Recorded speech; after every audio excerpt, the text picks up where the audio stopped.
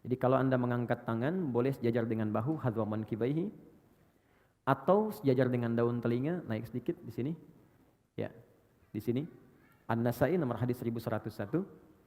Kemudian dalam ruku kemudian i'tidal, sami Allahu liman hamidah, ini tangan ada 3 pilihan. Pertama, boleh diangkat sejajar dengan bahu di sini. Kedua, sejajar dengan daun telinga. Atau yang ketiga, mursal, tangan tidak mengangkat sama sekali. Cukup kita bangkit, sami Allahu liman hamidah. Ini biasanya dipraktekkan yang ketiga di mazhab Maliki. Ya, dari Imam Malik.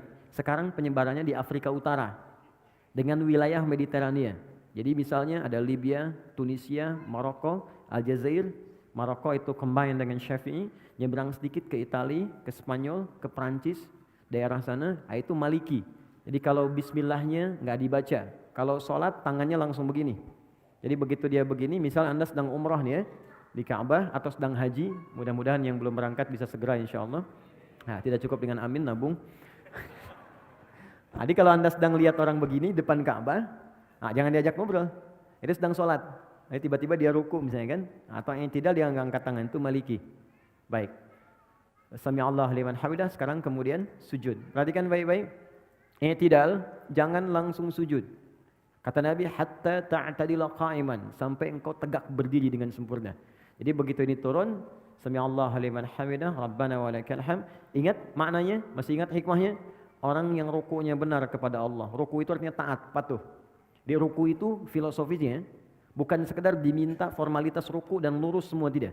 Tapi ini gambaran kepatuhan kepada Allah.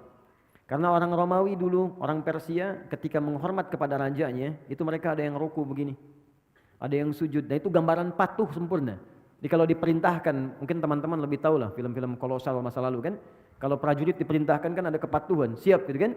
Dan dia mengerjakan apapun, termasuk mengorbankan nyawanya. Maka Allah meminta kepada kita, Anda pada manusia aja bisa patuh sempurna. Kenapa pada saya yang menciptakan Anda nggak patuh sempurna? Maka dibalik oleh Allah, rukulah yang sempurna. Makanya saat ruku semua diminta sempurna. Dari kepala sampai bagian belakang. Diurutkan. Ini gambaran kepatuhan kita kepada Allah. Makanya kita katakan subhana rabbiyal azim wa bihamdi. Ya Allah, kalau ada orang yang dihormati oleh orang lain dalam kehidupan, ada makhluk yang disanjung, maka tidak ada yang paling tinggi, paling azim kecuali engkau. Subhana rabbiyal azim, dan aku puji engkau. Nah, orang-orang yang rukunya benar kepada Allah, dia patuh pada Allah, diminta dikerjakan, suruh ditinggalkan dia tinggalkan, maka Allah akan angkat derajatnya. Jadi iman itu kalau sudah kuat, tandanya patuh. Makanya iman sering disertakan dengan amal soleh. Amal soleh itu ujian kepatuhan. Quran surah 103. Ya, wal 'asr innal insana lafi khusr illa alladziina amanu wa amilus shalihat. Jadi kalau orang sudah beriman, itu tandanya tanda patuh. Diuji dengan amal soleh. Ada sholat, makanya sholat dibuka dengan kalimat iman. Alladzina yu'minuna bil ghaib wa yuqimuna shalah. Iman dulu baru sholat. Puasa dibuka dengan iman. Al-Baqarah 183. Ya ayyuhalladzina amanu kutiba alaikumus siyam. Iman dulu baru sholat. Artinya kalau kita sudah ruku, kita itu siap patuh. Kata Allah kerjakan, kerjakan. Kata Allah tinggalkan, tinggalkan. Dan kata Allah, aku enggak butuh dengan itu, ini untuk kamu. Makanya orang-orang yang imannya sempurna, maksudnya patuh, maka Allah akan angkat derajatnya. Maka digambarkan lewat i'tidal. Allah mengangkatnya dengan sempurna. Itu dalilnya ada di Quran surah ke-58 ayat 11. Yarfa'illahu alladhina amanu minkum. Allah akan angkat derajat orang-orang yang sempurna imannya di antara kalian. Ditunjukkan dengan kepatuhan. Begitu diangkat dikatakan sami Allahu liman hamidah. Ya Allah, saya mendengar apa yang kau perintahkan, saya patuh. Sami'na wa ata'na. Ya, hamidah, saya puji engkau dengan segala kemuliaan kau berikan kepada saya. Maka Allah katakan, kau mau minta apa saya berikan. Maka kita katakan, masih ingat di pertemuan lalu? Ya, sami Allahu liman hamidah, rabbana walakal hamd. Mil'as samawati wa mil'al ardi wa mil'a ma syi'ta min syai'in ba'du. Kata Allah, silahkan kamu minta apapun sekarang. Mau sepenuh langit, sepenuh bumi, atau antara langit dan bumi, atau antara apa yang belum aku sebutkan engkau ingin mintakan. Minta sekarang. Maka saat minta itulah ada posisi yang paling tinggi untuk meminta, yang bebas kita memohon. Dalam berdiri terbatas, ruku terbatas. Sekarang yang selanjutnya itu yang paling dahsyat. Sangat luar biasa, itulah sujud. Tapi ada rahasia setelah sujud, itu pun sangat istimewa. Maka kita diminta sujud, turun, ruku, kemudian yang tidak, kemudian sujud, kita lihat. Tahan, berhenti. Ini pakai lutut, boleh ya? Boleh. Masih ingat dalilnya? Abu Daud nomor hadis 838 dari Wa'il bin Hujur. Boleh juga pakai kedua telapak tangan turun. Dia begitu mau turun, telapak tangan dulu. Ya. Baru kemudian lututnya baru turun. Dan gak usah berdebat. Yang pakai telapak tangan sahabat Abu Hurairah, yang pakai lutut Wa'il bin Hujur. Wa'il pakai lutut, Abu Hurairah pakai telapak tangan, dua-duanya sahabatan. Ya, dan dua-duanya sahabat dan mulia di hadapan Nabi. Anda sahabat bukan, tabi'in bukan, ulama bukan, satu lutut, satu telapak tangan ribut gitu kan. Anda siapa? Ya, yang lutut benar, telapak tangan benar. Yang salah yang pakai kepala duluan. Ingat itu. Oke? Sujud. Oke, tahan sebentar. Mohon izin. Maaf, mudah-mudahan kelihatan. Teman-teman, kata Ibnu Abbas radhiyallahu taala anhuma, umirtu an asjuda ala sab'ati azamin. Aku diperintahkan sujud dengan 7 anggota tubuh menempel. Plus tambahan 1 di hidung. 1 jabhah, kening, ini keningnya menempel. Mohon izin, bangkit dulu Mas. Di sini, nempel ya. Dan tolong sekatnya ya, rambut ini sudah bagus, ya sisirannya udah baik. Jadi nggak pakai peci pun nggak apa-apa. Ingat, peci ini bukan rukun sholat dan bukan syarat sholat. Ya, peci ini adalah penutup ketika rambut terlampau menutupi bagian kening sehingga menghambat kita sujud. Jadi kalau memang sudah nggak ada rambutnya, nggak apa-apa, nggak usah pakai peci pun, nggak ada masalah. Ya, atau kalau mau pakai peci pun nggak ada masalah, silakan. Ya, jadi dan yang paling penting itu nggak ada penghalang yang langsung menghalangi rasa sujud. Kecuali hal yang ringan. Kalau ringan itu seperti mukena untuk perempuan, ya. Atau misalnya kain tertentu seperti sejadah, boleh, sepanjang nggak terlampau empuk. Awas, ingat, saya ingatkan. Nabi melarang kita sujud di tempat sujud yang terlampau empuk seperti bantalan. Ada sejadah sekarang kelihatan mewah, tapi sebetulnya nggak bisa di tempat sujud. Oh, Oke. What's happening, you know? Oke. Nah itu nggak bisa, dilarang oleh Nabi. Kenapa? Karena nanti akan menghambat menempelnya kening dengan sempurna. Nah nanti kata Nabi, idza sajadta famakin sujudak. Kalau engkau sujud, tempelkan dengan sempurna sehingga terasa ada penempelan antara kening dengan tempat sujud. Dan sekarang ketika diteliti secara ilmiah ada titik God spot di sini. Itu enak. Jadi kayak kita tuh kayak sujud itu kayak mengalir ke puncak ke dalam kepala kita, ke bagian yang tengah ini. Dan biasanya kalau awal-awal belum sempurna itu agak pusing dulu awalnya. Setelah itu nikmat. Ya, itu yang pertama jabah. Dan ini mohon izin, jangan sampai berdoa dulu sebelum yang 7 ini sempurna. Jadi begitu kening sudah menempel, yang kedua telapak tangan, 2 telapak tangan, jadi hitung 3, 1, 2. Kemudian selanjutnya 2 lutut, 3 tambah 2, 5, lutut 2. Selanjutnya jemari di 2 telapak kaki, tambah 2, 7. Nah, untuk jemari khusus spesial, mohon izin menghadap ke arah sini sujudnya. Makasih, jazakallah khair. Fokus baik-baik, lihat teman-teman, saya ingatkan lagi, sangat bagus, sangat bagus. Kakinya nutup, bukan terbuka begini. Oke, tutup seperti ini. Kemudian jemarinya dilipat begini. Ya, nanti manfaatnya banyak. Lalu ini dibuka sedikit, tidak nutup ke dalam begini. Nabi pernah mengingatkan dengan keras, jangan kau bersujud. Awas hati-hati, ya, dengan ini menutup. Jadi hati-hati kata Nabi. Apa engkau mau bunuh diri? Ya, karena ketika Anda seperti ini, diafragmanya tertutup, napas menjadi sesak. Ini paling berbahaya, makanya dibuka. Ini saya tekankan karena ada sebagian mengatakan kalau perempuan itu ada yang mengatakan ditutup begini, itu tidak. Sama laki-laki dengan perempuan, sama saja. Kecuali dalam takbir di awal, perempuan tuh boleh rapat begini. Itu di Syafi'iyah. Karena dulu nggak ada hijab seperti sekarang. Ya jadi terbuka pendek, makanya saat bertakbir begini akan kebuka. Karena itu ditutup begini. Ya, seperti ini. Kemudian kata Nabi, usahakan ini ada rongga. Ya, kalau dalam bahasa Arab di hadisnya anak kambing kalau lewat dia bisa lewat. Tapi anak kambing itu ukuran bagi orang Arab kecil. Bagi kita mungkin anak kucing gitu kan, atau kucing. Jadi kalau sekarang Anda sudah diminta anak kambing lewat ukuran kita, orang sekarang mungkin nggak akan pernah lewat. Ya. Poinnya ada jeda. Sekarang bangun Mas, izin. Perhatikan baik-baik. Tarik nafas dulu. Oke, fokus. Dalam sujud, saya mau masuk ke bangkit dari sujud. Dalam sujud, ketika Anda kemudian ingin sujud, itu perintahnya langsung dibocorkan oleh Nabi rahasianya. Fokus, kata Nabi, kalau Anda minta, ingin cepat dikabulkan, dan banyak permintaan, lakukan dalam sujud. Ya, lakukan dalam sujud. Saya ulang, lakukan dalam sujud. Dan itu bahasa Nabi banyak diungkapkan kepada sahabat, termasuk Ibnu Abbas radhiyallahu taala anhuma. Ya. Idza sajadta fa'aksirud doa. Kalau engkau sujud, maka perbanyak doa dalam sujud. Dalam sujud ini ada doa yang standar. Yang standar yang saya ajarkan di pertemuan lalu, ya subhana rabbiyal a'la atau subhana rabbiyal a'la wa bihamdi atau subhanakallahumma bihamdika Allahumma ighfirli. Setelah itu baru pembuka. Setelah itu silakan minta yang seluas-luasnya. Ada yang di rumah tangga kebutuhan, minta. Dan enggak perlu dilafadzkan dalam hati kita.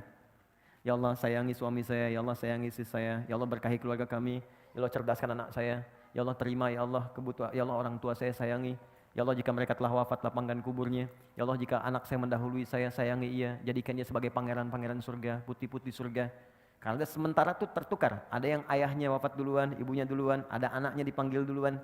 Nabi pernah berita gembira pada seorang ibu yang mengandung, tiba-tiba ketika melahirkan anaknya wafat. Ibu itu bersedih, lalu turun sebuah kalimat yang sangat indah. Dia sudah menjadi bidadari dan pangeran di surga. Kenapa engkau orang tuanya mesti bersedih? Dan kalau orang tuanya benar, beramal dengan sempurna, maka anak itu akan menghijab dia dari neraka. Itu tabungan yang sangat indah. Ada orang tua mendidik anak sampai dewasa dan belum sampai level itu. Anda dikasih hadiah duluan gitu. Di bahasa Nabinya begitu, kamu saya kasih hadiah, kenapa kamu bersedih? Dan semua orang akan wafat sesuai dengan ajalnya. Ima sekarang atau besok. Kamu menangis pun tidak akan menghentikan ajal dia tiba. Tapi engkau berjuang, engkau mengandung, engkau berdoa. Dan engkau menginginkan anakmu baik, aku kabulkan. Dan dia akan menghijab engkau sampai di akhirat. Cuman jangan sampai engkau berpisah dengan dia. Anakmu sudah fitrah baik, engkau berbuat maksiat. Makanya orang tua yang menjaga kesolehannya, walaupun misalnya nggak sempurna seperti orang lain, nggak hafal Quran. Banyak sahabat Nabi nggak hafal Quran, nggak rajin tahajud. Dia mengerjakan sholat fardu, dia mengerjakan sholat sunnah, mencoba lebih baik lagi, semampu dia lakukan. Kemudian dia wafat. Dan dia punya tabungan itu. Maka kata Nabi, anak itu akan menghijab dia dari neraka. Ya, Islam itu kadang dibacanya pakai dalil gitu dan pakai jiwa. Kalau iman kita ikuti, maka akal akan mengikuti itu. Nah yang paling menarik minta dalam sujud. Jangan sia-siakan, makanya Nabi itu lama sujudnya. Banyak orang salah persepsi, mengira sujud terakhir yang paling lama. Yang hanya lama. Padahal setiap sujud itu lama. Cuman yang terakhir itu kenapa lebih lama? Karena Nabi itu rindu menuju sujud berikutnya. Menunggu sujud berikutnya itu lama, Bu. Ya, karena waktu sholat yang berikutnya itu harus ditunggu. Gini, Anda sedang mencintai seseorang. Berpisah beberapa saat kan nunggunya lagi lama kan? Anak mau pergi nih. Kita sangat mencintai anak kita. Dan dia baru kembali pekan depan, nunggunya lama kan? Makanya di bandaranya tungguin. Sampai pesawatnya naik, diliatin. Garudanya udah terbang, padahal naiknya pakai Emirates sebenarnya kan. Diliatin, sama Nabi itu tidak ada puncak kerinduan kecuali saat sholat ketika menghadap Allah. Makanya sujud terakhirnya lama karena beliau mengharapkan perjumpaan sujud kembali. Nah untuk kitanya doa yang diperbanyak. Tapi ingat, ini pengantar kepada doa antara sujud. Saya akhiri pengantarnya. Sujud bukan sekedar meminta kita untuk berdoa. Tapi itu adalah puncak kepatuhan yang paling dalam sebagai ikrar komitmen kita kepada Allah. Supaya kita benar-benar patuh dalam hidup ini dari ujung kepala sampai ujung kaki. Anda bayangkan, ruku saja, ruku benar. Komitmen patuh kita, Allah akan angkat derajat kita. Maka bagaimana dengan orang yang komitmen dari ujung kepala sampai ujung kakinya akan patuh kepada Allah. Ya Allah saya siap patuh, saya akan gunakan mata saya untuk melihat apa yang engkau perkenankan saja. Yang tidak engkau perkenankan, saya tidak akan lihat. Tunduk, sujud. Patuh. Ya Allah saya patuh, lisan saya hanya akan saya gunakan pada yang apa engkau inginkan. Yang engkau larang, aku akan jauhi. Maka tunduk, patuh, sujud, jatuhkan oleh kita. Dari ujung kepala sampai ujung kaki. Maka tahu apa yang terjadi? Begitu Anda kemudian bisa melakukan itu dengan semaksimal yang kita bisa, maka kita akan diangkat lagi oleh Allah dan langsung diberikan oleh Allah 6-7 jenis kalimat yang kalau itu dibacakan sudah selesailah semua persoalan kehidupan kita dunia sampai akhirat. Ya, dan cara mengangkatnya bukan berdiri lagi. Karena orang saat diangkat berdiri pun bisa lelah. Tapi Allah dudukkan. Bukankah duduk lebih santai dibandingkan dengan berdiri? Maka orang setelah sujud, bangkitlah dia dari sujudnya. Tidak langsung dia berdiri, tapi diminta duduk di antara dua sujud itu. Perhatikan, sujud. Silakan, Mas. Bismillah. Oh, silakan. Itu biasa. Kiblat itu bisa beralih ya dari Masjidil Aqsa ke Masjidil Haram. Boleh. Boleh, silakan. Boleh. Iya. Asal tidak ke Old Trafford aja. Oke, bismillah. Sudah? Sekarang sudah sujud? Paham ya? Kenapa diminta sujud? Bukan sekedar kita memohon kepada Allah, tapi permohonan itu diikat dengan komitmen. Ingat, kalau Anda ingin cepat dikabulkan permohonannya, maka cepat pula lakukan apa yang Allah mintakan. Adil kan? Kata Allah, saya minta ini, kerjakan. Begitu kita kerjakan, kamu minta apa? Saya kabulkan. Nah, ini gambaran patuh dari ujung kepala sampai ujung kaki. Begitu semua dikerjakan dengan baik, Anda bangkit. Maka Anda katakan Allahu Akbar. Baik? Ya, saya masuk ke caranya dulu. Saya masuk ke fikihnya. Yuk kita mulai ke cara duduknya. Mohon izin maju sedikit. Terima kasih. Ya, silakan duduk. Oke, fokus baik-baik. Teman-teman, ada 2 jenis duduk dalam salat. 1, iftirash. 2, tawarruk. Ya, saya tuliskan sebentar. Jangan nengok sedang salat. Oke. Saya mau izin, saya pakai jubah hari ini karena ada yang ngasih saya. Saya kalau dikasih saya langsung pakai untuk ibadah dulu. Ya, setelah itu baru saya simpan. Jadi untuk menyayangi orang yang ngasih. Lihat sini. 1 iftirash. Enggak pakai hamzah. Iftirash pakai sin besar. 2, tawarruk. Pakai kaf. Gini, pelan-pelan. Boleh melihat ke sini kalau ingin melihat ke sini, ya. Iftirash akar katanya dari kata farasya. Kemudian ada firash, sesuatu yang terhampar, terbentang. Ya, Quran surah kedua Al-Baqarah ayat ke-22. Allazi ja'ala lakumul arda firasya. Allah yang telah menjadikan bumi itu di dalamnya ada hamparan. Ini bukan bumi datar. Ya, bukan bumi datar. Maksudnya di bumi itu kalau Anda keluar dari bumi, pengen tahu bentuk bumi, keluar dari bumi, lihat. Maka akan Anda lihat bentuknya. Tapi kalau Anda hidup di bumi, supaya saya mudahkan kehidupan, saya jadikan hamparan supaya Anda bisa pijak. Nah, firash itu hamparan. Kasur disebut firash karena terhampar.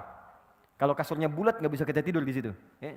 Kemudian yang paling menarik, kalau kita berusaha menghamparkan sesuatu dengan sempurna, maka tambahkan alif dengan ta sehingga kalimatnya berubah dari firash menjadi iftirash.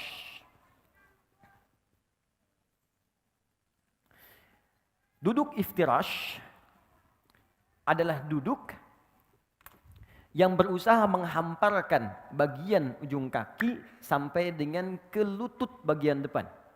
Sehingga ketika bangkit dari sujud, ya, hamparkan bagian lutut bagian depan sampai dengan ke ujung kaki. Dan duduk dengan sempurna, baik itu yang kaki sebelah kanan ataupun yang kirinya. Bagaimana cara duduknya? Kita lihat dulu. Saya ajarkan caranya dulu sebelum kebacaan. Izin. Bismillah. Lihat sini teman-teman. Nah ini, jadi ketika kakinya dihamparkan, dilipat ke belakang. Jelas? Kemudian yang kedua, mohon maaf, ini kaki bagian belakang yang jarinya dilipat, ini bagus sekali. Nah, yang ketiga, ini yang paling penting.